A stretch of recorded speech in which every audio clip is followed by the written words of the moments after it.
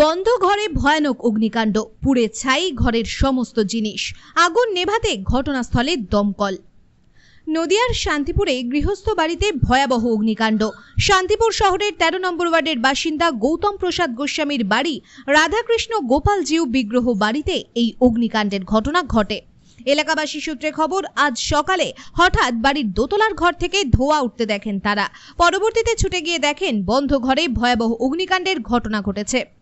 তৎক্ষণাৎ শান্তিপুর পৌরসভার চেয়ারম্যান সুব্রত ঘোষকে ঘটনা জানান এলাকার লোকজন। পরবর্তীতে চেয়ারম্যানের ফোন পেয়ে শান্তিপুর দমকল বিভাগের আধিকারিকরা দ্রুততার সঙ্গে ছুটে এসে আগুন নেভানোর কাজে তৎপর হন। তবে বাড়িতে কেউ না থাকার কারণে এই ভয়াবহ অগ্নিকাণ্ড বলেই মনে করছেন এলাকাবাসী। তবে আগুনের তীব্রতা কম থাকায় বড়সড় দুর্ঘটনার হাত থেকে রক্ষা পেয়েছেন এলাকাবাসীরা।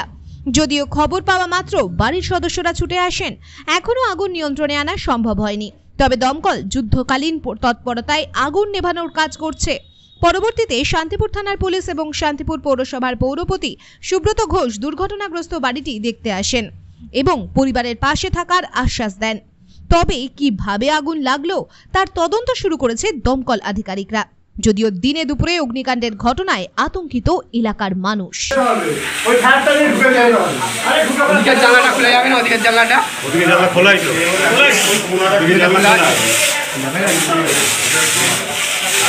ছাদে উঠি, ছাদ থেকে ঠিক গপ গপ করে ধোঁয়া বেরোচ্ছে ওই বাড়ির থেকে।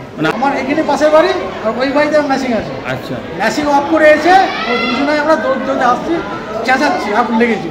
এ তখন ফায়ার ব্রিগেডে ফোন করে, তখন আমরা ভেতরে ঢুকে সিলিন্ডার বের করি, সিলিন্ডারগুলো বের করে আরেকজন ছিল ও তারা খুলবো সমস্ত বার করে তারপরে ফায়ার ব্রিগেডে গাড়ি গেছি।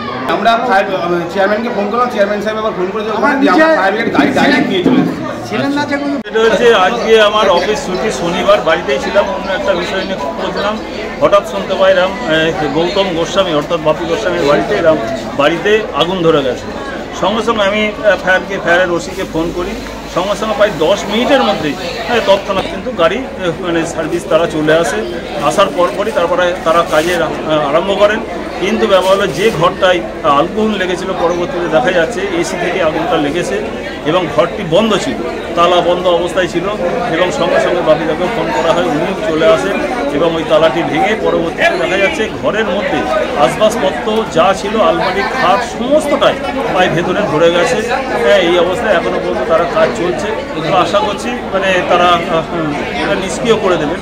কিন্তু ঘটনা হলো একটা দুর্ঘটনা ঘটে গেছে, এটা এখন অ্যাক্সিডেন্টলি কিছু তো করার নেই।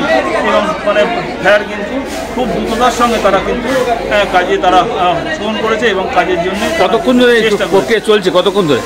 এটা প্রায় 8 ঘন্টা থেকে চলছে, 8 ঘন্টা 40 মিনিট মতো এরকম হবে। এবং আমি যখন জানতে পারি পাড়ার সঙ্গে সঙ্গে আমি ফায়ারের ওসিকে ফোন করি এবং তিনি তৎক্ষণাৎ সঙ্গে সঙ্গে, এবং আমি একজনকে এখানে থেকে সঙ্গে সঙ্গে ওখানে পাঠিয়েও দিই এবং গাড়ি নিয়ে এসে 10 মিনিটের মধ্যে ঘটনাস্থলে তারা পৌঁছে যান। তারপরে আমি ওসিকেও ফোন করেছি এবং শান্তিপুর থানা থেকে তারাও আসছে। এই অবস্থায় তারপরে মালিক যিনি বাপি গোস্বামী তিনিও বাড়িতে পৌঁছেছেন। এই অবস্থায় আপনার নাম পরিচয়?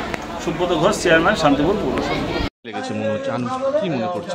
আমরা এখানে যতদূর এসে জানতে পারলাম এদের লোকমুখে বা এরা শর্ট সার্কিটের মাধ্যমে আগুনটা লেগেছে, বা বলছিল যে আগুন ফ্রিজটা এসি চলছিল, এসি থেকে হয়তো এসিটা ব্লাস্ট করে। আমরা এখানে এসে শুনেছি কি যে আগুনটা, যে কারণ আমরা তো দেখতে পাচ্ছি না যে উপরে কোনো রান্নার সরঞ্জাম বা এলপিজি গ্যাস বা এইসব কিছু ওখানে নাই, শুধু ওটাও থাকার ঘর, একটা বেডরুম। হ্যাঁ, হঠাৎ করে আগুনটা যে ছড়িয়ে পড়ে, আমরা এসে আগুনটা কন্ট্রোল করি। আপনার নাম?